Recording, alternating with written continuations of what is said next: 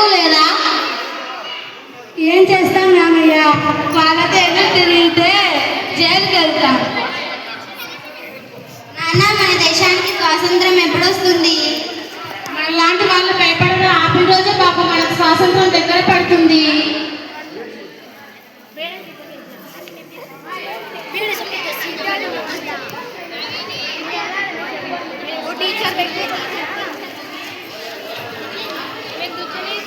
ఒక పాఠశాలలో ఉద్యమం స్టార్ట్ అవుతుంది.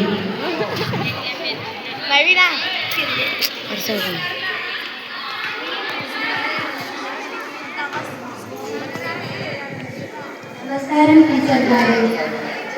నమస్కారం పిల్లలు గారు.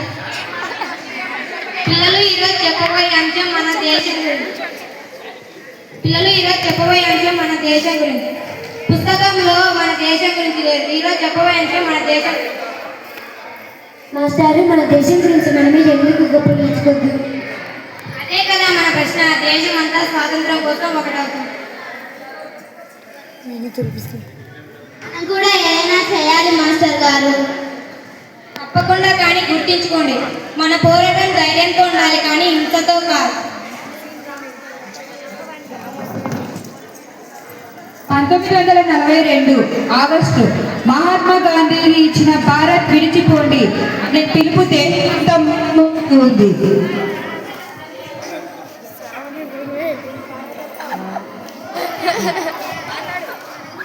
గాంధీజీ మీకు పిలిపించారు, అదేమిటో మీకు తెలుసా?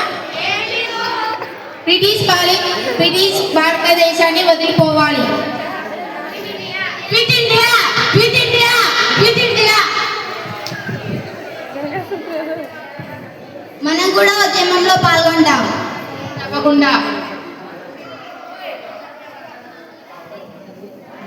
సమావేశాన్ని వెంటనే ఆపండి. ఇది మా దేశం. మా స్వాతంత్రం కోసం మాట్లాడుకునే హక్కు మాకు, మా ప్రజలకే ఉంది. ఎవరైనా నిరాదరణ చేస్తే అరెస్ట్ చేస్తాం. అయితే ముందుగా నన్ను అరెస్ట్ చేయండి. అమ్మా, నువ్వే కదా చెప్పావు తప్పు ముందు తలవంచకూడదని. నేను నిన్ను కోల్పోతానేమోనని భయంగా ఉంది చిన్న. అమ్మా, నన్ను నువ్వు ఒక కొడుకుగా మాత్రమే చూడకు, దేశంలో ప్రతి తల్లి కొడుకుగా చూడు.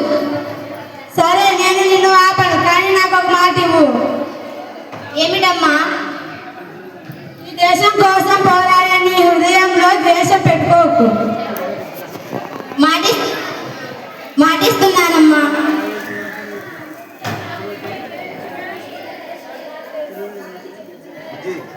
కానిస్టేబుల్స్, చిన్నాన్ని అరెస్ట్ చేయండి.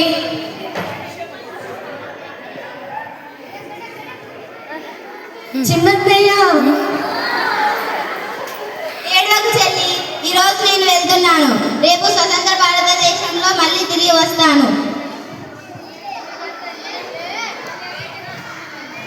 వందే మాతరం, వందే మాతరం, వందే మాతరం.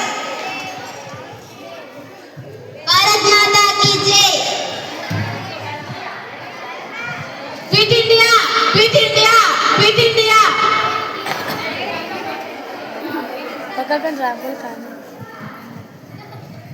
ఆ రోజు చిన్న ఒక్కడినే తీసుకెళ్లారు, కానీ అతని ధైర్యం మాత్రం గ్రామానికి ఒక గ్రామం వందల గ్రామాలయ్యింది. లక్షలాది భారతీయులుగా మారారు. అంతేకాదు, భారతదేశం స్వాతంత్రం కోసం పోరాటం చేసి అనేక ఉద్యమాలలో ప్రజలు ప్రాణాలు కోల్పోయిన తర్వాత మొట్టమొదటిసారిగా ప్రజలకు స్వేచ్ఛ అనేది లభించి ఈ క్విట్ ఇండియా ఉద్యమం ద్వారా గాంధీజీ చేసిన పోరాటం నిజంగా ప్రజలలో గొప్ప ఉత్తేజాన్ని తీసుకొని వచ్చింది. ఈ ఉత్తేజం ద్వారా గ్రామ ప్రజలందరూ కూడా స్వాతంత్రాన్ని పొందుకోగలిగారు. ఇలాంటి చిన్నాలు ఈ గ్రామానికి ఒక చిన్నానే. ఇలాంటి చిన్నాలు అనేక మంది అనేక గ్రామాలలో ఉన్నారు.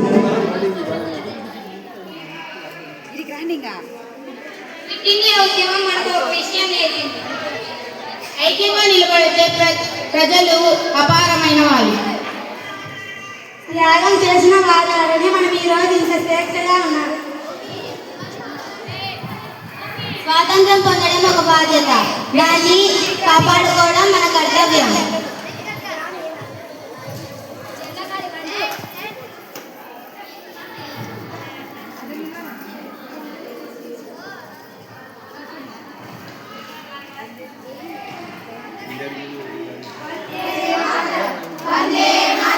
వందే